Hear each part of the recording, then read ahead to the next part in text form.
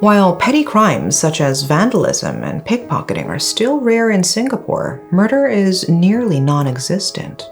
A statistical analysis shows that you are 9 times more likely to be the victim of a hostile act in the United States than in Singapore.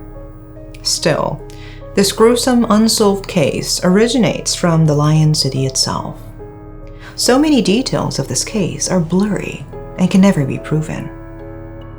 Today, let's dive into the case of Ayakannu Maridamutu, the Curry murder.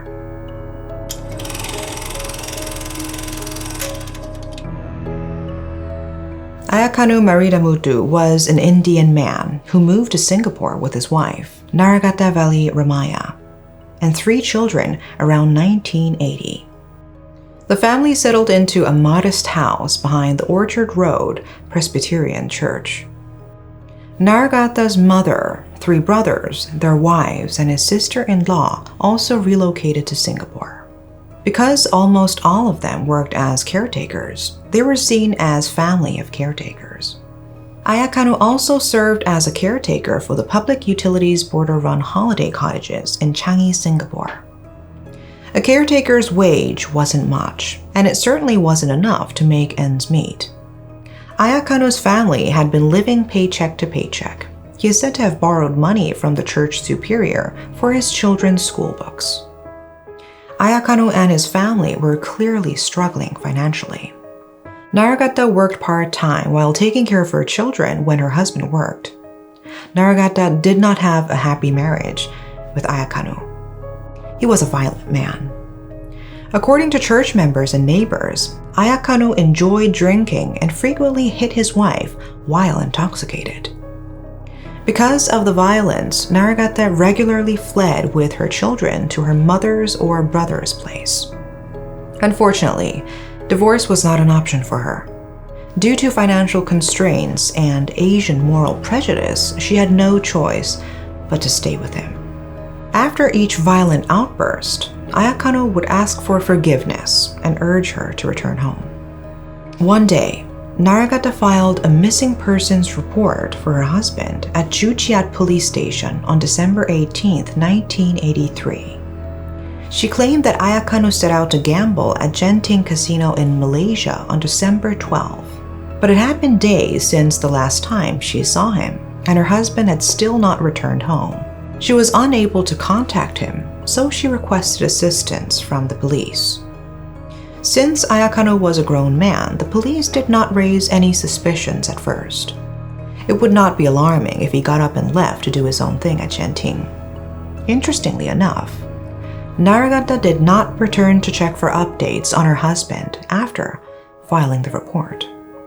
His disappearance was forgotten. Years later, the situation became increasingly bizarre. On January 9, 1987, an informant arrived at the police station and gave an unusual report. This individual informed Detective Alagamalai that he had a tip about a possible murder. According to the informant, he was drinking in a bar one night when he overheard someone boasting about murdering someone. According to him, the man boasted of murdering Ayakannu, dismembering him, and turning him into curry. Alagamalai was skeptical of the unusual account, but reported it to his superiors in the Crime Investigation Department. Alagamalai began his investigation. He combed through the material regarding Ayakannu and discovered the missing persons report his wife had made. Narragatta had never inquired for any information about her spouse again after the report was made, which puzzled him. Narragatta, together with her 3 children, worked as a caregiver at a church on Racecourse Road. Detective Alagamalai approached her and inquired about her husband. Narragatta stated that she had indeed filed the missing persons report, but had not learned anything further regarding her husband's whereabouts. That was all she could offer him. Further research revealed that Ayakannu had never traveled to Malaysia at all. There was no evidence of Ayakannu purchasing a plane ticket or boarding the plane. Ayakannu's employer stated that he applied for leave on December 21st of that year, but his wife claimed that he left the country to gamble in Malaysia on December 12th. If he did flee, why did he choose to depart so soon? The story didn't line up, and suspicion grew. The investigation went on for 2 months. Detective Alagamalai spoke with and acquired information from 30 people during this time. He looked into Ayakannu's connection with his wife and discovered the marriage had a history of domestic violence. He also discovered that Naragata's brother had been convicted of robbery and served time in prison years earlier. When he discovered that one of her brothers was a butcher, he was certain he had solved the case. Finally, on March 23, 1987, the Singapore Crime Investigation Department launched an operation to apprehend the murder suspects. The operation was carried out in the early hours of the morning. Police were divided into teams and instructed to surround several areas where they suspected the perpetrators lived.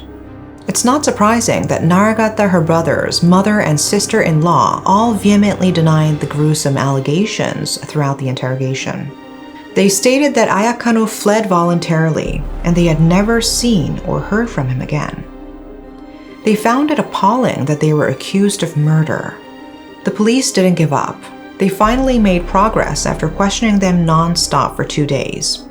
One of Naragata's brothers admitted to the heinous crime. It was argued whether the confession was true or not, but we'll get to that later. He revealed disturbing facts about what happened to Ayakannu on that fatal day. On December 12, 1984, in their house, the brothers and Ayakannu were very intoxicated. They had a fight, which was probably about Ayakannu's treatment of Naragata. The argument turned into a physical brawl. During this confrontation, they bludgeoned Ayakannu with an iron rod, killing him instantly. Then they brought the body to the kitchen and butchered him.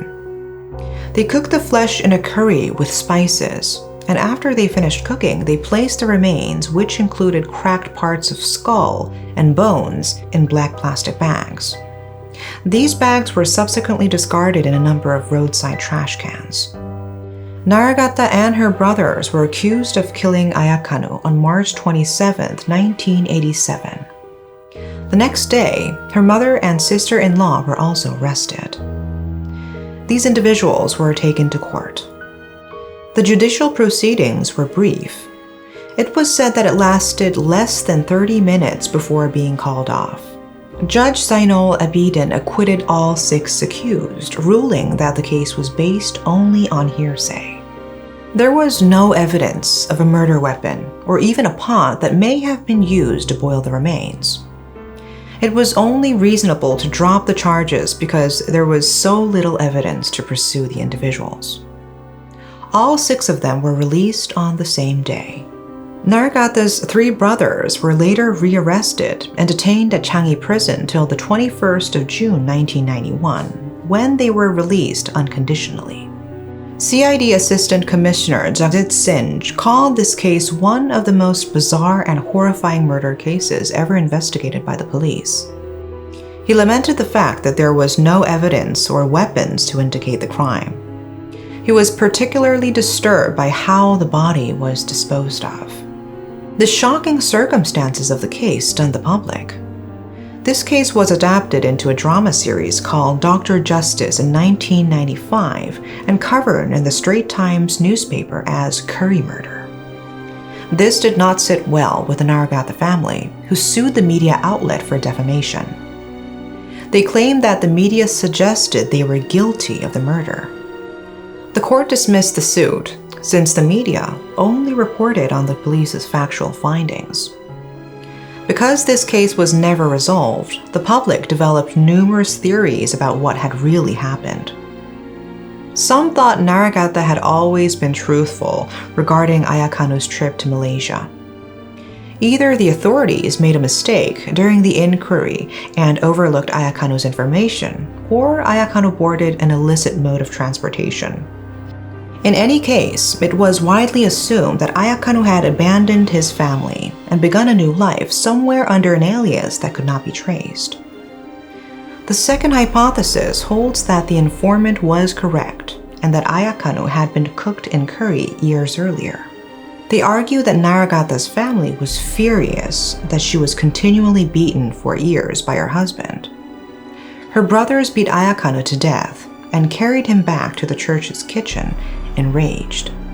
Ayakannu was diced up, seasoned, and served in curry in an attempt to get rid of his body. Some even believe that curry cooked with his body parts was served to churchgoers. There were rumors that some people had eaten a bit of curry from the church that was distributed in the area a few years back, which tasted strange. The flesh tasted and looked nothing like any other meat, and the bones were also unlike any animal bones they had ever seen. However, this cannot be proven. The third theory, on the other hand, rejects both preceding theories. Some people question the legitimacy of the brothers' confession during the interrogation and believe that this case was a hoax that was widely disseminated. Perhaps the brothers took it too far with a joke in the bar that night, startling the informant and forcing him to flee to the police station in terror. There was, after all, no body, no murder weapon, and no proof to indicate the crime ever took place. The fate of Ayakannu can never be concluded with certainty. This gruesome case is currently known as the Singapore curry murder and remains unsolved. Online discussions about this case always baffle people, mostly about the fact that the possible perpetrators are roaming free to this day. Has Ayakannu been murdered by Naragatta's family? Or has he run away and abandoned his family? Was the curry some people claim to have tasted actually made of human meat? Or was it just ingredients gone bad? What is certain, however, is that the truth of Ayakannu's disappearance may never be uncovered. That's all for today. Thanks for watching.